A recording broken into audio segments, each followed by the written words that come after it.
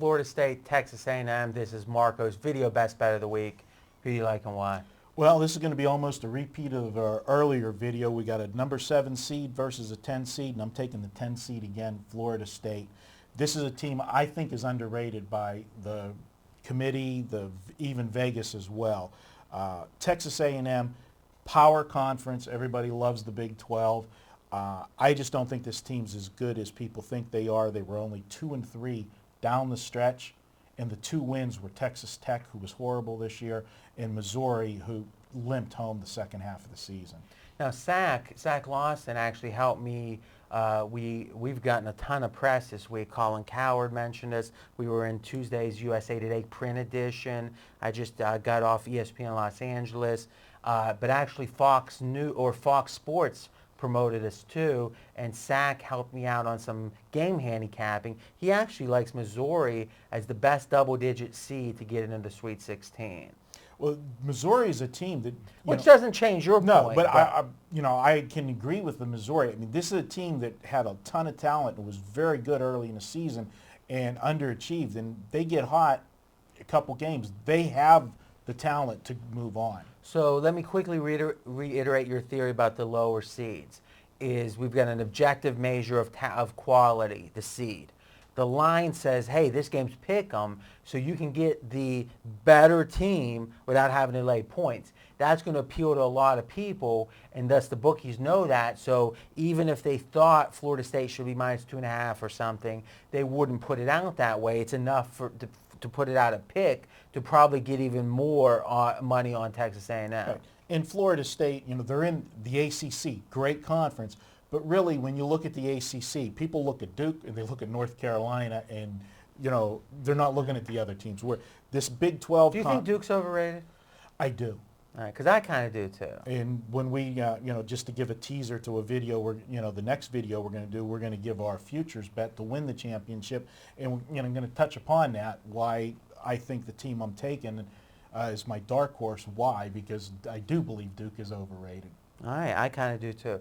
All right, so let me see what I've heard so far. We've got the seeding thing. I agree 100%. You think A&M limped home. Florida State, you're just saying generally is underrated. Can you give us more on that? Well, Florida State, they won 5 of their last 8 games.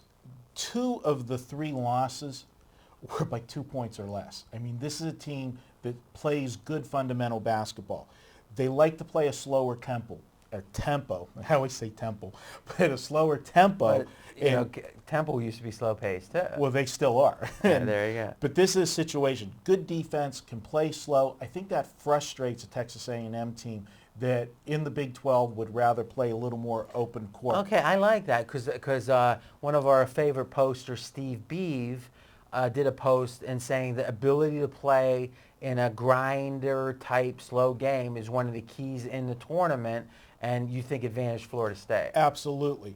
And the other thing is, when we talked about the line on this game, one thing that I saw on this line, when this line opened up, it had opened up pick and -1, and then immediately the early first bet action I saw moved to Florida State -1, and it has since come back to pick. But that first move, we've always talked about. You're saying the sharp move was on Florida State, public bet in A&M. Yep. All right. Well, all right. You might be doing okay here. Anything before you give your projection? That's what I've got in this game. I've got Florida State 71. Now look in the camera and do it proud. Florida State 71-63. Geez, that was Mike Warren almost. Wow. Give him an 800 number.